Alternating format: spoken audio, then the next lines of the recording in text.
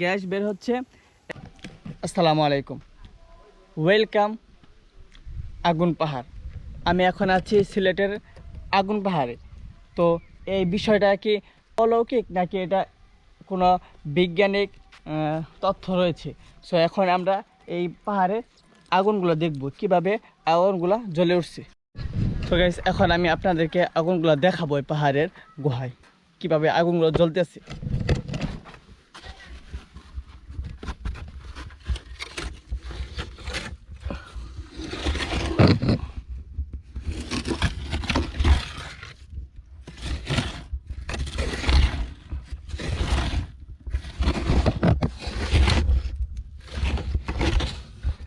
এই দেখতে পাচ্ছেন, এইটা বোধ আমি যেটা দিয়ে একটু লাড়া দিলাম অমনি কিন্তু আগুন আরো দাও দাও করে জ্বলে উঠলো। এই এখানে অসংখ্য গর্ত দেখতে পাচ্ছেন, এই প্রতিটি গর্ত থেকে কিন্তু আগুন বের হয়। এখন আমরা এই পাহাড়ের উপরে উঠে দেখব এলাকার কি অবস্থা। এই পাহাড়টা কিন্তু বেশ উঁচু, আগুন পাহাড়টা অনেক, আনুমানিক 500 থেকে 600 ফিট হবে। আমি এই দূরত্বটা আপনাদেরকে দেখাবো। তার আগে দেখি, এই তো পাহাড়ে চূড়ায় গর্ত রয়েছে, দেখতে পাচ্ছেন পাহাড়টা কত উঁচা। গাইস, আমরা কিন্তু কিছুক্ষণ আগে পাহাড়ের আগুনগুলো দেখে আসলাম, কিভাবে পাহাড়ের আগুনগুলো জ্বলতেছিল। আর এখন আমরা দেখতেছি এই পুকুরে কি পরিমাণে গ্যাস বের হচ্ছে, প্রচুর পরিমাণে কিন্তু গ্যাস বের হচ্ছে। দেখতে পাচ্ছেন কি পরিমাণে গ্যাস বের হচ্ছে।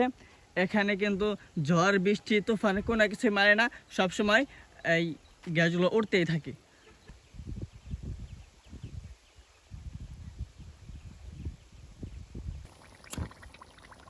দেখি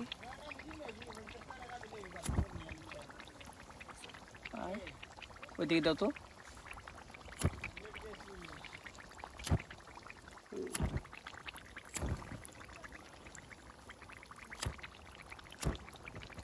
দেখতেই পেলেন এই পানির মধ্যেও কিন্তু কিভাবে আগুনগুলো জ্বলে উঠতেছে, কি পরিমাণে গ্যাস এখান থেকে উত্তোলন হচ্ছে।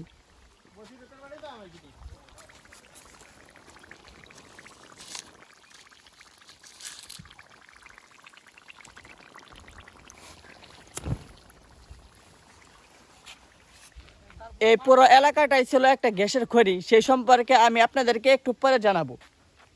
দেখেন শুধু কি পরিমাণে গ্যাসগুলো বের হচ্ছে। গ্যাস কূপ,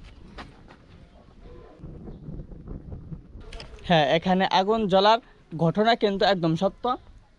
1955 সালে ব্রিটিশ আমলে এখানে একটি গ্যাসের ক্ষেত্র খুঁজে পান। তারপরে এই গ্যাস কূপ নির্মাণ করেন। একটি বিস্ফোরণ হয় আর ভূমিধসের পরে আরও কোন অবস্থা হয়ে যায়, তারপরে কিন্তু এই গ্যাস কূপটি বন্ধ রয়েছে। এই পুরো এলাকায় একটি গ্যাসের খনির মতো আর কি। অনেকে বলে থাকেন যে রান্নার ক্ষেত্রে ওনাদের বাড়িতে নাকি শুধু গর্ত করে আগুন জ্বালাই দিলেই হয়, এমনি এক্সট্রা কোনো চুলা লাগে না, গ্যাস লাগে না। আমাকে এই গ্যাসের কূপ সম্পর্কে একটু জানান, ইতিহাসগুলো জানান আমাকে। এটা তৈরি সময় ব্রিটিশ আমলে এই কূপটা করছিল। এটা কূপের নাম হইলো 4 নম্বর কূপ আর কি। 4 নম্বর কূপ। 4 নম্বর কূপ। ওইখানে ডিরেক্ট বসাইছিল, ওই যে এখানে মেশিন ফাউন্ডেশন করছে এই ব্রিটিশ কি কোম্পানি, বিদেশি কোম্পানি আর কি।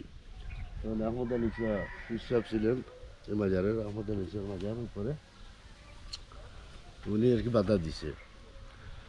বাধা দেওয়াতে ওনার কথা তো উনি পাগল মানুষ, ওনার কথা ওরা শুনে নাই, না শুনে কাজ করছে।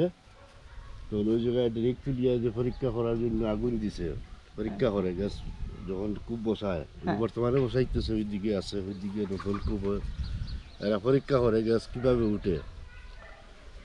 তো ওনার ওই ফিরের কথা না মানিয়ে তো কাজ করছে, করার পরে যখন পরীক্ষার লাগে ডিরেক্ট আগুন দিছে, তখন আগুন ধরে গেছে, মানে বিস্ফোরণ হয়। বিস্ফোরণ হইয়া এমন বিস্ফোরণ হয়েছে পুরো এলাকাবাসী, সামনে ওই যে উতলা আছে না, হ্যাঁ হ্যাঁ, এই উতলার থেকে বালুকের বৃষ্টি হয়েছে, বালুর বৃষ্টি হয়েছে। যেমন থানাই ঘাট অন্য অন্য থানাত গিয়ে কিন্তু ওই জায়গার স্পিড, এত স্পিড বালুকর হয়েছে, মানে অন্য অন্য জায়গাত এলাকাত গিয়ে বালুক পড়ছে, গরম বালুক, আগুন ওই যে জালাইল পাহাড় আছে, জালাইল টিল্লা আছে, আচ্ছা ওগুলা গাছ এখনো ওই টিল্লার এই পাশে এখন পর্যন্ত গাছ ফুটে নাই, ওই যে টিল্লা আছে এখনো গাছ ফুটে নাই। মানে ওগুলো দেখতে জলিয়া পাচ্ছেন এই যে আবার পাহাড়ে এখন পর্যন্ত গাছ উঠে নাই, এই পুরো এলাকায় একটা এত বড় বিস্ফোরিত হয়, মানে বিভিন্ন বিভিন্ন আশেপাশে যতগুলো থানা আছে প্রত্যেকটা থানায় যে পৌঁছায় এত পরিমাণে বড় একটা বিস্ফোরিত হয়। আর উনি আমাকে ইনফরমেশন দিল এখানে একটা মাজার আছে, ওই মাজারের এই আহমদ আলী শাহ আহমদ আলী সাহেবের কথা অমান্য করার কারণে কিন্তু এই বিস্ফোরিত হয়। আর আশেপাশে কিন্তু ওই যে গ্যাস কূপ আছে না, এখন নতুন করে করতেছে।